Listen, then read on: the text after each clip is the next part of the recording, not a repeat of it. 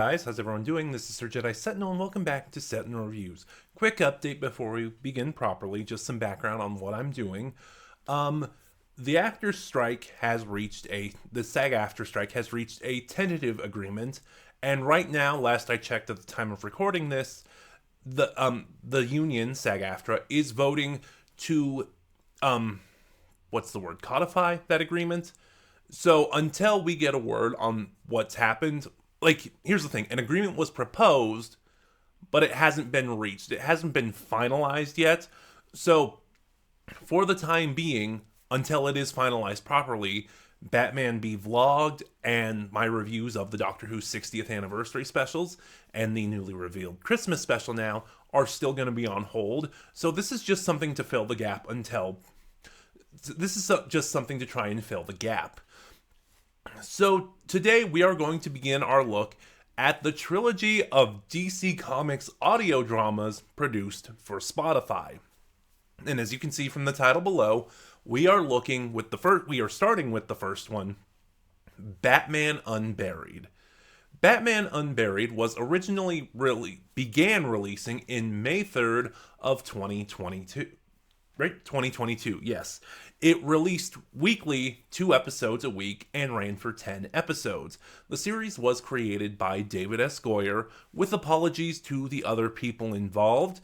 I was trying to write down all the other writers and directors and producers involved with this production to properly give them credit, but everywhere I looked online, Wikipedia, IMDb, Spotify, I could not find that information. It is listed in the end credits at the end of every episode. Short version, I highly recommend this audio, so please check it out and give the creatives their proper due. Anyway, going on, Batman Unburied stars Winston Duke as Bruce Wayne, Batman. Also featured in the cast are Emmy Raver Lapman as Kelly.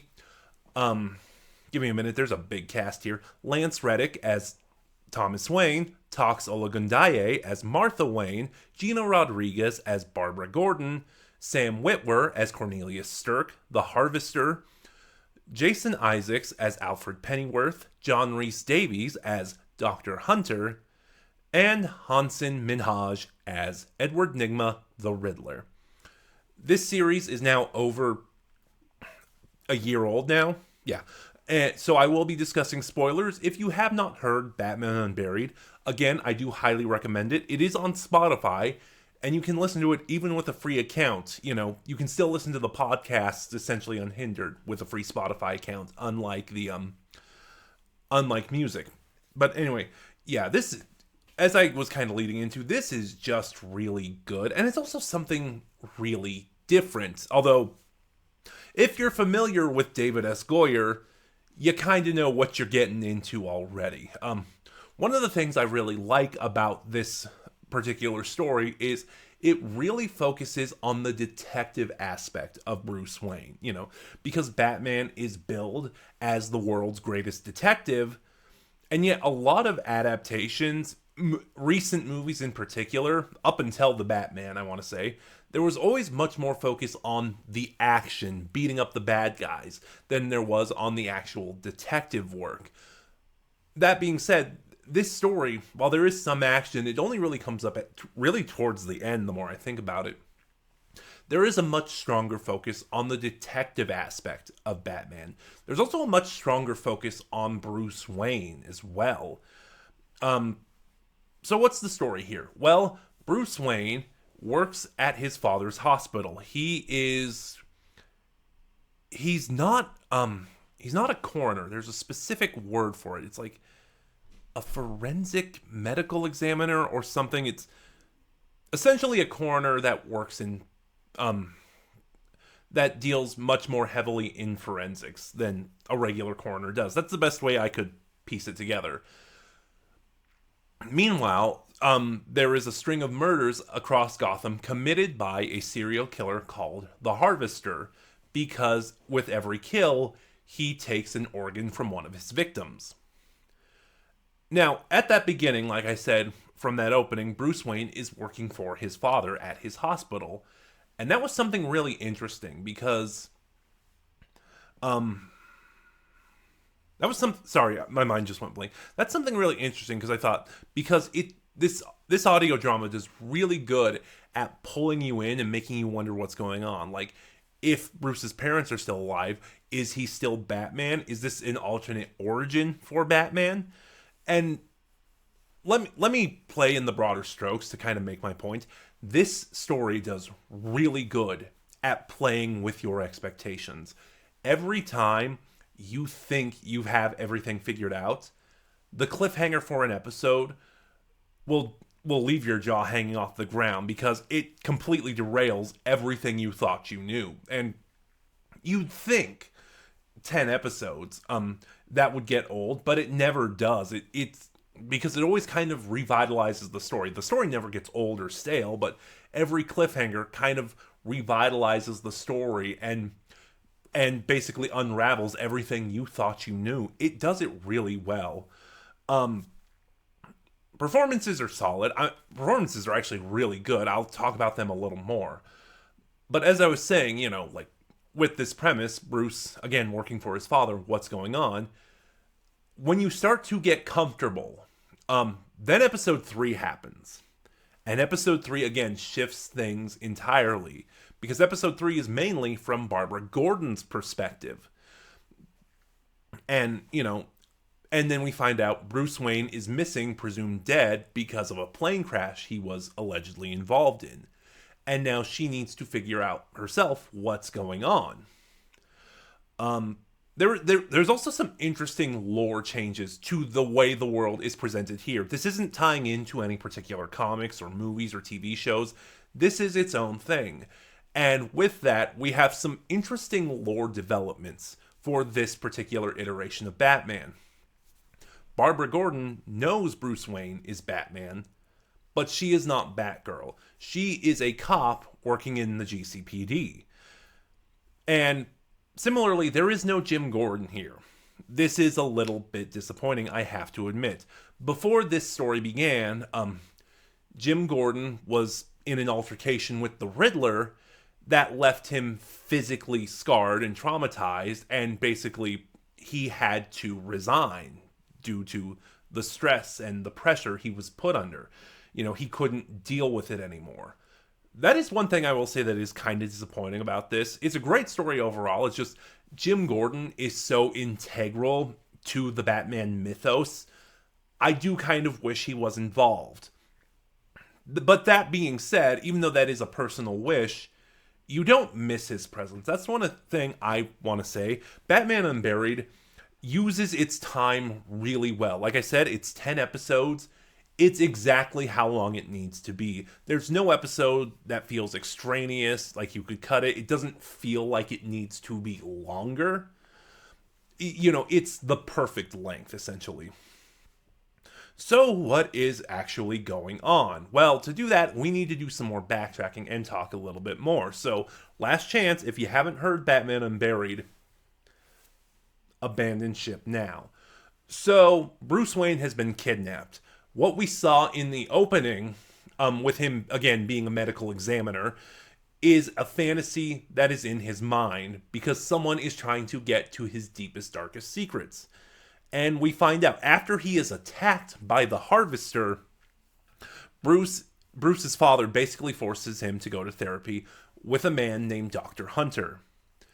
And then we get our reveal. Dr. Hunter is Hugo Strange, played brilliantly by John Rhys Davies. Like, I never would have fan cast in a million years John Rhys Davies as Hugo Strange, but he does it so well here. Just the manipulation, the complete disregard for protocol or morality. It's executed so well. And that's one thing I want to say again. The performances here are all phenomenal. Winston Duke is really good, and especially with this strong focus on Bruce Wayne. When we get to the tail end of the series, when he's sort of pulled out of, when he is finally rescued, and he becomes Batman, which again is like the final 4 episodes of this series, I think, his Batman voice leaves a lot to be desired. In fact, it's not great at all. It's bad. It's not quite Christian Bale bad, but it is pretty bad. But still, all the character work he does as Bruce Wayne is phenomenal. The way we see his mind, going into Batman's mind and kind of seeing his mindscape is nothing new, but it's always something that I feel like whenever a Batman story does it, it does it really good.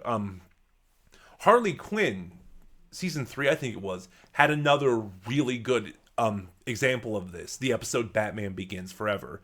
This is very different from that, but it's still really good. Like, we see his relationship with his parents, played, again, brilliantly by Lance Reddick and Taxol Gundaye. And I like their dynamic. I like how Bruce perceives it. And essentially, and in the final episode, after another attack from our villains, you know, Bruce is in his mindscape again. And he essentially gets a goodbye with his parents, you know, that he never got as a kid. And it's really touching. And it's really fascinating to, you know, a lot of Bruce's characterization in this story is over the fact that this particular year, the year the story is set, he missed the anniversary of his parents' death.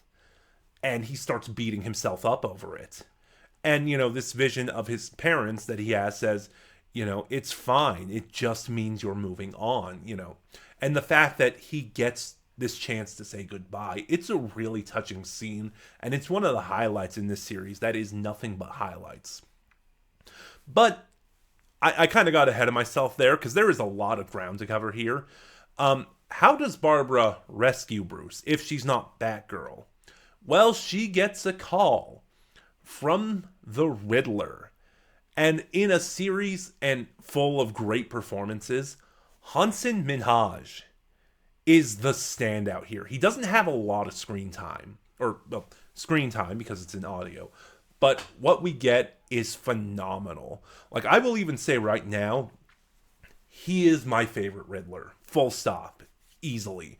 Like, my favorite Batman is a tie because I keep going back and forth between Kevin Conroy and Michael Keaton. My favorite Joker is Mark Hamill. My favorite Catwoman is Grey Delisle from the Arkham games. And I'm trying to think. My favorite Penguin is Danny DeVito. And my favorite Riddler is Hasan Minhaj. In a weird way, the Riddler doesn't really do a lot here. He basically helps Barbara rescue Bruce because he calls her and lets her know, yeah, I know Bruce Wayne is Batman. And it's really funny because they finally question him about it. It's like, how did you figure out? And his reasoning is basically, I'm not an idiot. Like, Hasan Minhaj has the right amount of snark for the Riddler. He doesn't go too campy. Arguably, he doesn't go campy at all, but there is a humor to him. And also,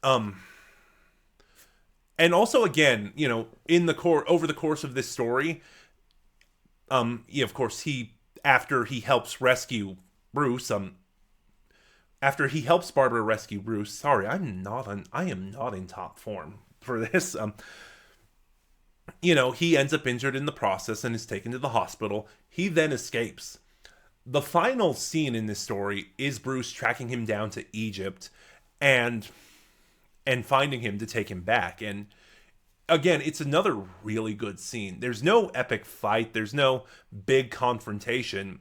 It's basically just Bruce giving the Riddler what he's always wanted. An acknowledgement of his talents. You know, a recognition of his genius. And that's another thing. This story, you know, again, from the focusing on the more of the detective side of things to the characterization of Bruce Wayne, his relationship with his parents, and the way he handles the Riddler in the end, this story just really, really gets Batman. And there are other phenomenal performances as well that I really want to give a quick shout out to. Jason Isaacs as Alfred. Like, much as I love Jason Isaacs, I never would have pictured him in the role of Alfred, but my God, he is amazing. And then Sam Witwer as the Harvester is good. If I had anything to critique, it would be that Sam Witwer isn't used enough. But that's fine because, you know, there is obviously a purpose to the Harvester. And the way the story plays out, they use him well. I just wish, because it's Sam Witwer and he does crazy really good, they used him more than they do. But that brings us to the big reveal. So, the Harvester, Hugo Strange manipulated the Harvester to kidnap Batman so that he could get into his mind, because he needed to figure out Bruce Wayne's secrets to get into his vaults to steal something very, very valuable. Basically learning he was Batman was sort of a side effect of everything. But then we get our big reveal. In Bruce's fantasy, as a medical examiner, he got a new assistant, a young intern named Kelly, played by Emmy Raver Lampman. And we of course get our big reveal. The main villain of this story is Poison Ivy. Big plan I'm not going to get into the details of.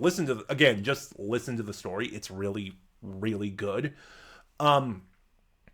But there is something fascinating. There is just one story. There is just one episode in this story that is Ivy's backstory. I've noticed, I don't know how accurate this is because I'm not too deep into the comics, that with every iteration of Batman, again, new movies, new TV shows, not quite sure on the comics front, Ivy, her backstory constantly gets rewritten. Usually there is an exposure to chemicals that make her more of a plant-based being, but her backstory always seems to change, I've noticed.